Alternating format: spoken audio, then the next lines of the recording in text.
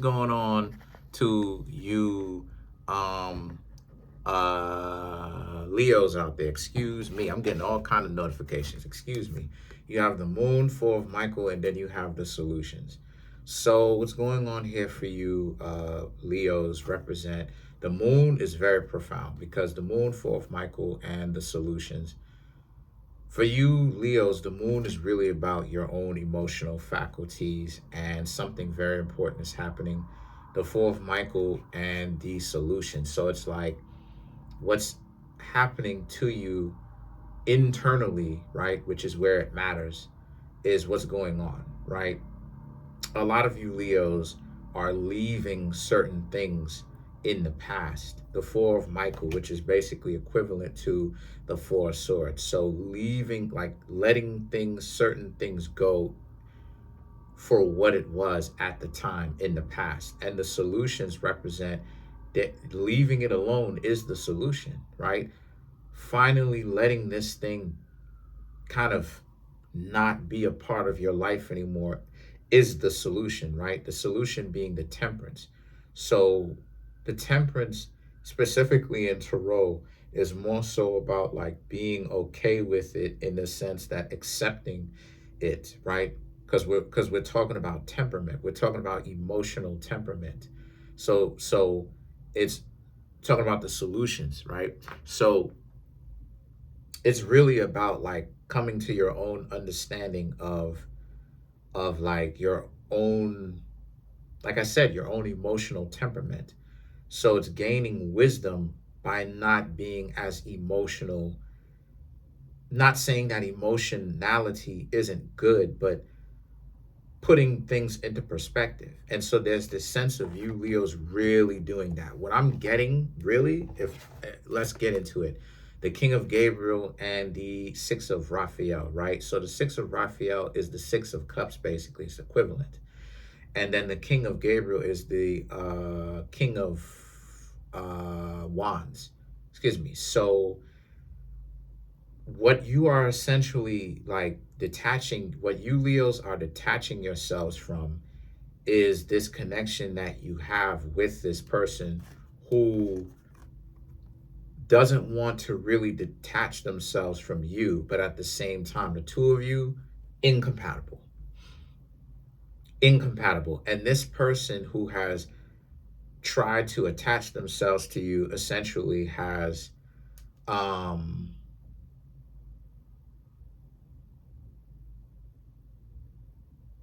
they're just trying to like get your attention a lot. But again, like this is the catch 22 of what I'm talking about why it is that I say that I need control. And what I mean when I say I need control, I'm not let me explain myself. What I'm talking about for you Leos, I'm talking about it from the perspective of like from the perspective of you can't just be standing around or being around somewhere where you get into it with where you get into a relationship with someone that's supposed to be your significant other, and all they can do is bicker and argue. That has to stop. The constant bickering and arguing is not good, right? I'm not saying that every now and again a disagreement is not gonna is gonna be not good, right? That's normal, right? But at the same time, constantly being at odds with a person whom you're supposed to be in a relationship with is not healthy, nor is it good. And so you Leos understand what type of time it is. Because see, the solutions or the temperance is way more than just not having them around and accepting the fact that you don't want to be with them, and that you this is also about you Leos also understanding that what you do want and need in a relationship, you want someone to have your back. You want someone to where if they say that they're for you, then okay, then show loyalty then, right? As long as they're doing it for the right reasons, right? And you Leos continue to be decent people, they will be loyal to you because they're decent too, right? And you Leos just don't see people who move like that, specifically with this past significant other. But the thing is, this is what I'm trying to say about the catch 22. On the one hand, they don't want to get along with you. Anything you do, they do the opposite of.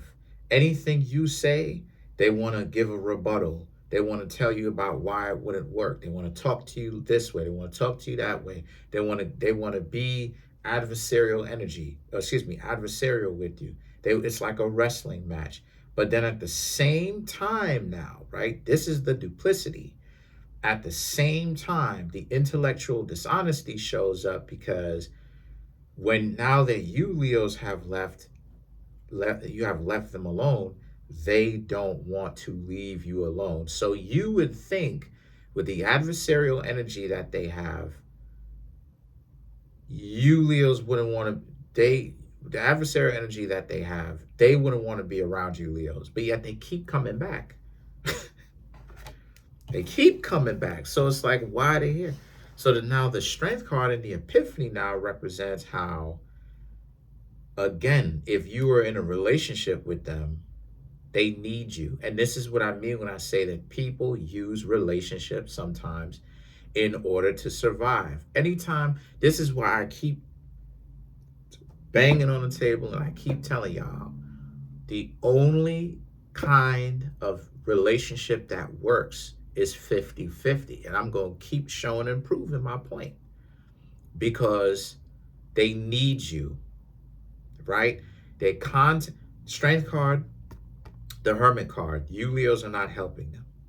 They're going to have to stand on business. They're going to have to stand on their own 2 feet without you supplementing them, without you Leos having their back. The two of you are not even together anymore. So why they're calling you, expecting you to help them out now that they've essentially fallen on hard times is just wild. That's wild, right?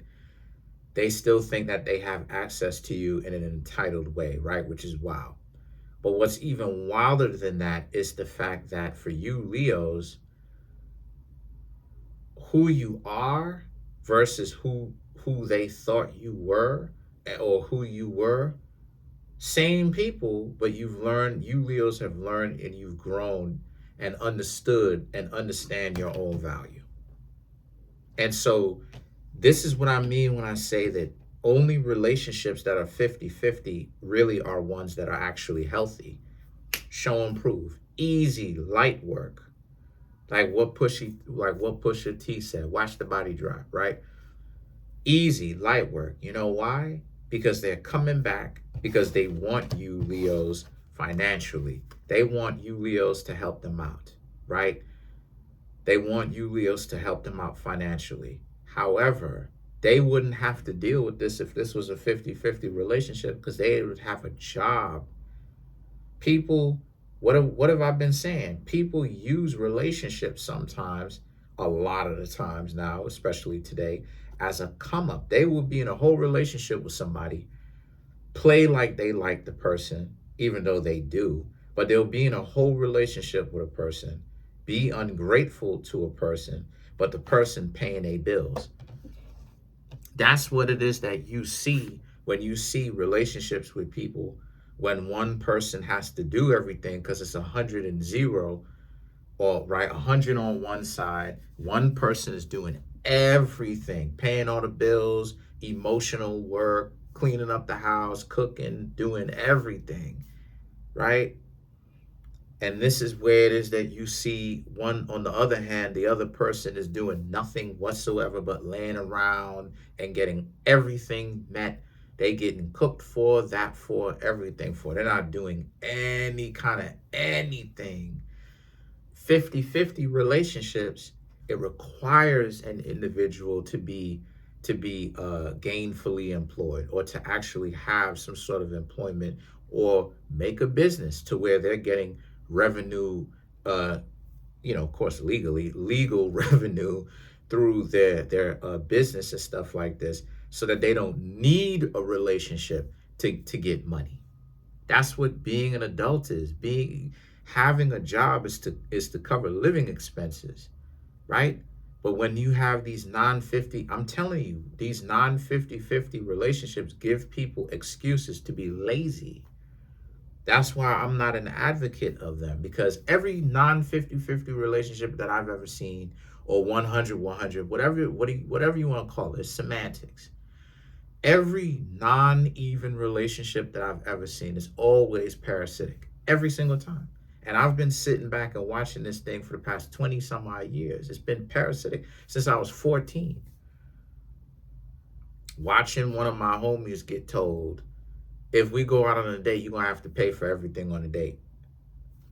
And the person was trying to be considering, watching my homie try to be considering and like talk to the person that my homie liked and try to see if they'll meet them halfway. We 14 years old, and the person wants to go way back then in 2005. The person wants to go on a fancy date, 2005, on a fancy, expensive date. We're like 14 years old. The person is like 13, 14 years old, maybe even like no, not 13, 14, excuse me. Person is like 14, 15, maybe even 16 years old. Person want to be taken out on like a $100, $200 expensive date. We're like 14 years old. Like, what are you talking about? Like, what?